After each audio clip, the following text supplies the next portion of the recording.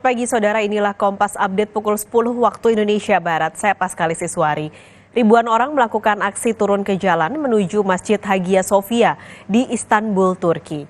Aksi tersebut ditujukan untuk memprotes serangan Israel di jalur Gaza yang menyebabkan belasan ribu warga Palestina tewas. Para pengunjuk rasa meneriakkan slogan-slogan untuk mendukung Palestina dan mengibarkan spanduk serta bendera Palestina saat mereka berbaris dari Masjid Beyazid ke Hagia Sophia di Istanbul, Turki. Kelompok Ortodoks Yahudi di Turki juga ikut dalam aksi unjuk rasa mendukung warga Palestina. Aksi ini dilakukan karena Israel terus melancarkan serangannya ke jalur Gaza. Hingga saat ini, korban tewas warga Palestina di Gaza telah melampaui 17.700 orang yang mayoritas adalah perempuan dan anak-anak. Demikian Kompas Update pukul 10 waktu Indonesia Barat. Sampai jumpa.